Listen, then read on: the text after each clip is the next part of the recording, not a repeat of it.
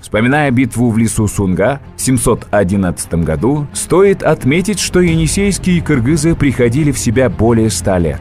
Все эти 100 лет кыргызы платили налоги сначала восточным тюркам, а затем и уйгурскому каганату. До 820 года было много попыток стать независимыми, но они не имели успеха. И только в 820 году енисейские кыргызы стали достаточно сильны, чтобы бросить вызов уйгурскому каганату. Кыргызский аджо объявил себя каганом.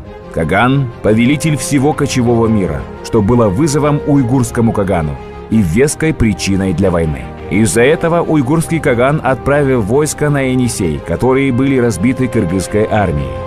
Между енисейскими кыргызами и уйгурским каганатом началась война, которая длилась 20 лет. Но удача отворачивается от уйгурского каганата. Государство терпит падеж скота. Уменьшается население. Все больше людей болеют. Кроме всего прочего, в каганате разворачивается междоусобная борьба. В итоге кыргызский аджо пишет ультиматум уйгурскому кагану и отправляется в поход на столицу уйгуров. «Судьба твоя решена. Я скоро возьму твою орду, где у входа привяжу своего коня и подниму свое знамя.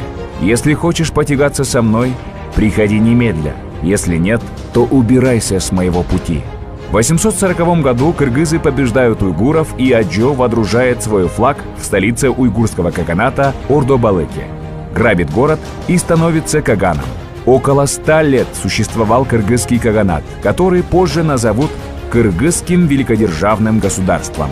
Имена кыргызских предводителей до нас, к сожалению, не дошли. Есть версии, что предводителя кыргызов перед походом назвали Манасом. По одной из версий, Манас или его прообраз жил в это время. Кыргызский каганат продержался недолго. Причиной тому стало рассредоточение кыргызских племен по большой территории. Также рассредоточение способствовало переселению первых кыргызских племен на территорию современного Кыргызстана. Ведь теперь уже кыргызский каганат простирался от Сибири и Монголии и до Ферганы. За те века кыргызской истории, о которых мы говорили ранее, мы можем проследить, как появилось первое упоминание о кыргызах. Как некоторые части кыргызских племен, примкнув к Аттиле, образовали родственные государства в Европе. Как начиная с 7-8 веков, кыргызы постоянно вели борьбу за свою независимость и в конце концов получили ее в виде великодержавия и большого государства.